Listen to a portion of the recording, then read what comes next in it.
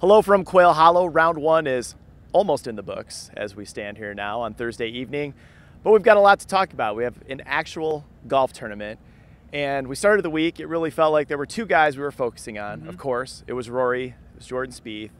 They both played their opening round, and neither one looked all that great, although neither one is necessarily out of this tournament. Whose round are you most surprised by? They're both one over par, hovering around 30th place. You know, I think I'm most surprised with Rory, but maybe how he finished. He was right there. We know his history here at Quail Hollow. He's won twice. He's been second once. But he goes into number 14. He's 2 under. That's the fifth easiest hole of the day, and he makes double bogey. Hits it in the water, flubs a chip, misses an easy putt, and he's in the clubhouse at 1 over now. Expected a little more from him, but he's still right there, like you said. Yeah, that was a surprising blunder from Rory. I'm surprised Spieth struggled the most putting.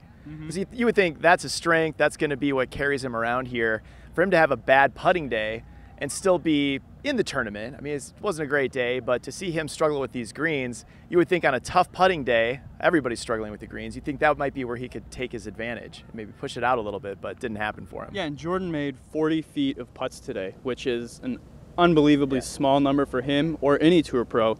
And I thought for a while, for the most part, Rory I thought was making a lot of the clutch key putts he needed to make that Jordan wasn't making. And I thought that was a big difference between them. Yeah. The quest for the Grand Slam is still on, but maybe through one round it's already heading towards life support, I think, for this week. What else surprised you today? There was a lot happening out there. What were some of your biggest surprises? Phil Mickelson, obviously a big surprise, 79. I don't think he had a birdie today. I think that's just the second time in his PGA history that he's never had a birdie in a tournament round. He hasn't done much since he did the caddy switch, and I don't know how much you want to say. He miss Bones? I don't know how much you want to say it really relates to the caddy and not the caddy, to his brother. I'm sure it's Phil's game. I don't think the caddy can blame too much there, but surprised that he is in a lot of trouble right now. Rickie coming back is good. Good for him. Yeah. He was my pre-tournament pick. He made that early triple bogey, and I thought, there goes my pick. But for him to battle back to 2 under is strong. I think there's a lot of possibilities. I'm surprised that I had to relearn how to pronounce the name Torbjorn Olesen. Yeah, Wasn't expecting to have to know that one this week, but he's won 4 times on the European Tour, as it turns out, so this may not be as big of a fluke as it seems yet. Still early. What about joining Torbjorn? Who else on this leaderboard intrigues you now as we stand here, as maybe if you were going to reset and look at a favorite going forward? Well, you can't forget about Dustin Johnson and Jason Day right there. They've had quiet seasons, really quiet seasons. They're both sitting at 1 under. They're 3 back.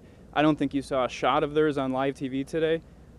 They're right there, and no one's talking about them. #1 in the world, and then Jason Day, 2 years removed from a PGA Championship. So those guys are right in the mix. Those are your 2? Yeah. All right, I'm going to give you 1. I think right now, Brooks Koepka is the new tournament favorite. I thought he looked great today. I went out to follow Spieth, like most of the golf media, but Koepka played great. I mean, he left a few putts out there. He could have shot 5 or 6 under easily today. He has the long game that kind of fits the profile of a winner out here, and I don't know. I think as we stand here now, Brooks Koepka, that's the guy I'm watching for. So we'll leave it there.